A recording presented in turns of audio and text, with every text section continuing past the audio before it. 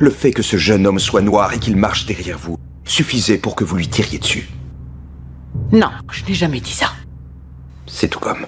Le jeune Mehcad, âgé de 16 ans, rentrait simplement chez lui à pied. Mais Jolene le prit pour un criminel sur une simple intuition. Elle sortit son arme et abattit l'adolescent innocent. Après les faits, Jolene fut traduite devant la justice. Pourtant, du début à la fin du procès, elle n'admit jamais avoir commis la moindre faute. Êtes-vous raciste? Est-ce pour ça que vous avez tiré sur ce jeune homme?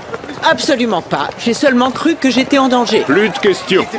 Au cours de l'enquête, le procureur découvrit que plusieurs années auparavant, Jolene avait déjà tenu des propos racistes. Elle avait également accusé sans preuve des employés noirs de vol, et leur avait même interdit l'accès à la cuisine. Grâce à ses témoignages et à ses éléments matériels, l'accusation commença enfin à croire en ses chances de victoire. Notre politique est basée sur l'hospitalité.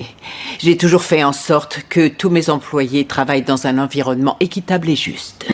J'apprécie tous mes employés, blancs comme noirs. Et mes amis noirs savent que j'ai beaucoup de cœur. Mais ils ne servent pas les clients blancs et n'utilisent pas les toilettes du restaurant. Malgré l'accumulation des preuves, Jolene continua de clamer son innocence. Son avocat tenta de faire porter la responsabilité à la police, affirmant que les autorités avaient décrit le suspect recherché comme un homme noir, ce qui aurait conduit à une confusion regrettable. De son côté, Jolene répétait qu'elle avait eu le sentiment d'être suivie, et que son tir relevait de la légitime défense. Oui, voyez-vous, ce fameux soir, pendant que la police ratissait tout le quartier et fouillait dès qu'elle en croisait un, de jeunes Afro-Américains, Jolene Castille, seule, face à ce jeune homme tout près d'elle, avait toutes les raisons de craindre pour sa vie. C'était de la légitime défense.